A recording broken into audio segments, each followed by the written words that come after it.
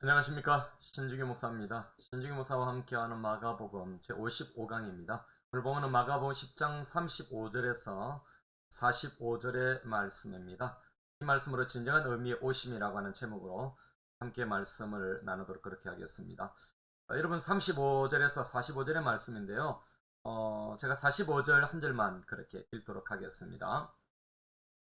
인자가 온 것은 섬김을 받으려 함이 아니라 도리어 섬기려 하고 자기 목숨을 많은 사람의 대속물로 주려 함이니라 라고 그렇게 말씀하십니다. 여러분, 그 앞에 있는 내용들은 셰베드의 아들 야고보와 요한이 예수님을 쫓아가면서 지금 이제 예루살렘을 향하고 있죠.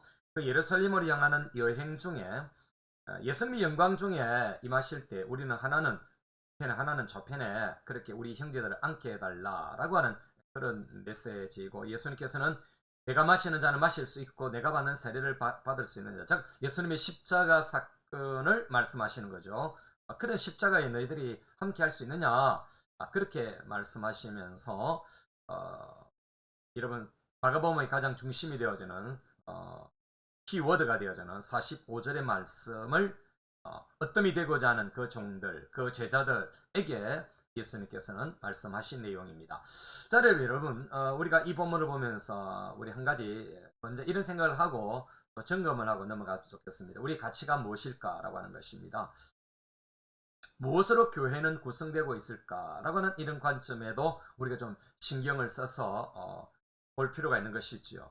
여러분, 교회가 세상적인 복을 주거나 출세를 만드는 곳으로 명성과 성취가 도배된다면은 여러분, 교회는 희망이 없는 것입니다. 여러분, 교회 와서 세상적인 복을 추구하고 교회에서 여러분 명성을 얻기를 원하고 성취하는 그런 통로로 교회가 쓰임 받는다. 여러분, 교회에서 그런 것이 우리의 관심이고 우리의 밸류다, 우리 가치관을 가지고 있다라고 하면은 그것은 상당히 문제가 있는 것입니다. 그러나 오늘날 많은 그리스도인들, 많은 교인들이 이와 같은 여러분 교회를 통해서 자기 자신을 성취하고 싶은, 인생의 목적을 성취하고 싶은 그런 것들이 있다라고 하는 것을 알게 되어집니다.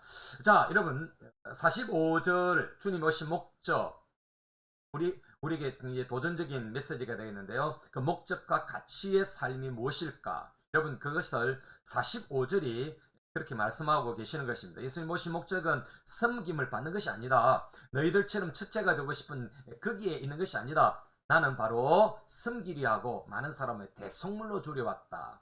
구원하기 위해서 왔다. 십자가의 대속물로 주려 오셨다라고 우리 예수님이 말씀하시는 것입니다. 여러분, 그렇습니다. 하나님의 나라의 가치의 삶으로 권세와 영광의 자리에 우리 예수님은 욕심을 가진 것이 아니라, 예수님의 욕심, 예수님의 거룩한 욕심은 그 백성들, 죄인들을 구원하는 자리에 우리 예수님은 관심을 갖고 계셨던 것입니다. 여러분, 그렇습니다. 우리 예수님의 관심과 제자들의 관심은 확연하게 차이가 나는데요. 우리 예수님의 관심은 고난과 섬김입니다. 즉, 여러분, 예수님의 관심은 종의 가치를 두고 있는 것입니다. 여러분, 종이라는 게 뭡니까? 여러분, 높은 곳에서 낮은 곳을 향하는 것이죠. 반면에 여러분, 제자들의 관심은 다릅니다. 권세를 부리고 주관하려고 하는 그런 관심을 갖고 있었습니다. 이들의 관심의 목적은 바로 으뜸이지요. 그 으뜸에 밸류를 갖고 있는 것입니다. 누가 첫째가 될 것인가? 누가 섬김을 받는 자리에 앉을 것인가? 즉, 여러분, 높은 것으로 올라가는 것에 예수님이 제자들의 관심이 있었던 것입니다. 예수님은 높은 곳에서 계셨던 것, 예수님은 사람의 형체를 입으시고 이 땅에 오셔서 낮아지셔서 우리를 섬기는데, 죽기까지 자기 자신을 복종시키는데 예수님의 목적이 있었다면, 제자들은 여러분 죽기까지 싸워서 주인의 자리에 앉고 왕의 자리에 앉고 섬김을 받는 자리에 앉는 것이 바로 제자들의 관심이었다, 이 말입니다. 그것은 바로 우리를 대표한다라고 볼 수가 있을 것입니다. 자, 오늘 이 본문을 통해서 우리는 신학적으로 굉장히 큰 두 가지를 우리가 보게 되는데, 하나는 여러분 좀 전에 말씀드린 섬김에 대한 부분이고, 하나는 예수님의 대속물입니다. 자, 대속물에 관한 관점으로 저는 두 가지를 오늘 일부에 두 가지를 말씀을 드리려고 하는데요. 여러분, 새 출애굽과 관련이 있다라고 하는 것을 말씀을 드립니다. 이사야 43장의 예언을 여러분 중심으로 잠시 보고자 하는데요. 출애굽기에 여러분 이스라엘 백성들이 출애굽을 할 때 장자의 죽음이 있지 않습니까? 애굽의 장자의 죽음. 여러분 이스라엘 백성들은 어린 양의 죽임, 어린 양의 죽음, 그 피로 문설주의, 문지방의 발음으로 인해서 그 죽음이 가정에 들어가지 않았죠. 그리고 나서 이스라엘 백성들은 출애굽을 하게 됩니다. 반면에 여러분 이사야 43장의 3절의 내용을 보면은요, 새로운 출애굽, 즉 바벨론의 포로로 잡혀간 이스라엘 백성들에게 희망을 주는 메시지가 있습니다. 대전하는 여호와 내 하나님이여, 이스라엘을 거룩한 이여 내 구원자니라. 내가 애굽을 너희의 속량물로 구스와 스바를 너를 대신하여 주었다라고 그렇게 말씀하셨습니다. 자 여러분, 이 예언이 바로 여러분 새로운 출애굽, 바로 출바벨론을 예언하고 있다라고 하는 사실입니다. 자 반면에 여러분 오늘 본문의 메시지, 여러분 10장 45절에 예수님이 밝히신 이 밸류, 그것은 바로 여러분 십자가의 대속의 죽음이죠. 그 대속의 죽음을 통해서 새로운 뉴 엑스토스, 새로운 출애굽, 바로 하나님의 백성들, 자기 백성들, 선택받은 백성들이 구원을 얻는 것으로 연결되어져 있다라고 하는 사실입니다. 여러분 예수님의 이런 대속의 죽음은 또 한 가지 우리가 기억할 것은 속건제와 관련이 있습니다. 예수님은 속건제물로 우리 예수님께서는 그 대속을 하셨다는 것입니다. 여러분 속건제물이 뭡니까? 이웃에게 아주 좋지 못한 손해를 끼친 일이 있다면은, 그런 불합리한 일을 했다면은 보상을 해야 됩니다. 뿐만 아니라 속건제물로 죄의 속함을 받아야 합니다. 대속을 받아야 합니다. 여러분 그런 의미에서 이사야 53장 10절에서 12절에 보면은 예수님은 속건제물이라고 하는 사실을 예표하고 있습니다. 자 여러분 이사야 53장 10절 12절 내용입니다. 여호와께서 그에게 상음을 받게 하시기를 원하사 질고를 당하게 하셨은즉 그의 영혼을 속건제물로 드리게 이르면 이라고 이 예수님에 대한 예언이죠. 그가 씨를 보게 되며 그의 날은 길 것이요 또 그의 손으로 여호와께서 기뻐하시는 뜻을 성취하리로다. 그가 자기 영혼에 수고한 것을 보고 만족하게 할 것이라. 나의 의로운 종이 자기 지식으로 많은 사람을 의롭게 하며 또 그들의 죄악을 친히 담당하리로다. 우리 예수님께서는 속건제물로 우리 예수님께서는 돌아가실 것을 바로 이사야를 통해서 예표하고 있는 것이죠. 그러므로 내가 그에게 존귀한 자와 함께 몫을 받게 하며 강한 자와 함께 탈취한 것을 나누게 하리니 이는 그가 자기 영혼을 버려 사망에 이르게 하며 범죄자 중 하나로 헤아림을 받았음이니라. 이런 대속의 죽음이죠. 그러나 많은 사람의 죄를 담당하며 범죄자를 위하여 기도하였느니라 라고 말씀하고 계십니다. 여러분 그렇습니다.